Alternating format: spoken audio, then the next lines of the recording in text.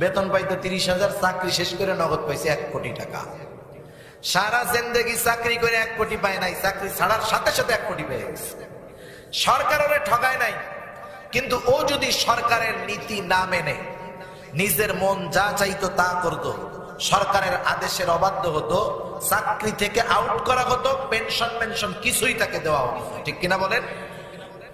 দেখেন, দুনিয়ার মানুষ গোলামি করার কারণে জীবনের অন্তিম মুহূর্তে যখন সে একজন অকেজ লোক হয়ে গেছে, দুনিয়ার সরকার তাকে বেশ কিছু অর্থ দিয়ে চলার ব্যবস্থা করে দিল, তার টেনশন থাকে না। বরং সরকারি চাকরি যারা করে ওরা খালি তসবিহ গুনে কোন দিন চাকরি শেষ হবে আর একসাথে এতগুলা টাকা পাবো, ঠিক না? খালি তসবিহ গুনতে থাকে, এই যে ডেট শেষ হবে এতগুলা টাকা পাবে। চাকরি করে যেই আরাম, চাকরি ছাড়ার সময় আরো বেশি খুশি। ঠিক কিনা বলেন? কেন?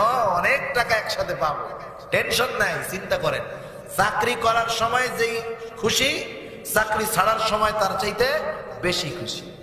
ইমানদারের অবস্থাও এরকম হবে। দুনিয়ার ওই চাকরিজীবী জানে চাকরি ছাড়ার পর আমি তো অনেক সম্পদ পাবো।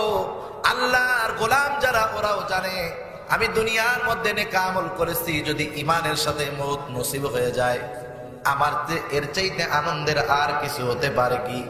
এই জন্য শয়তান ও তার বাহিনী নিয়ে একসাথে চেষ্টায় থাকে কেমনে ওকে ইমান থেকে বিচ্যুত করা যায়।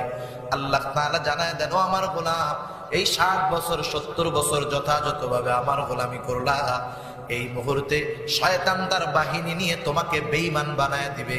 আমি আল্লাহ শয়তানকে এই সুযোগ তো দিবই না, বরং তুমি শুনে নাও তোমার জন্য কি ব্যবস্থাপনা থাকবে।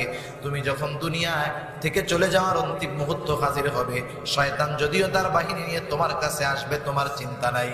তাতানাজ্জালু আলাইহিমুল মালাইকা, আমি আল্লাহ ওই সমস্ত মানুষের জন্য যারা বলে আমাদের রব আল্লাহ, আল্লাহর সব আদেশ মানে ইস্তেকামতের উপরে থাকে, ওই মানুষগুলার মৃত্যুর সময় তাদের কাছে ফেরেশতার বাহিনী আমি আল্লাহ পাঠায়া দিব।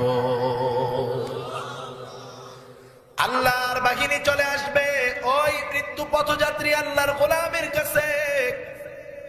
শয়তানের বাহিনীও আছে, ফেরেশতার বাহিনীও আছে।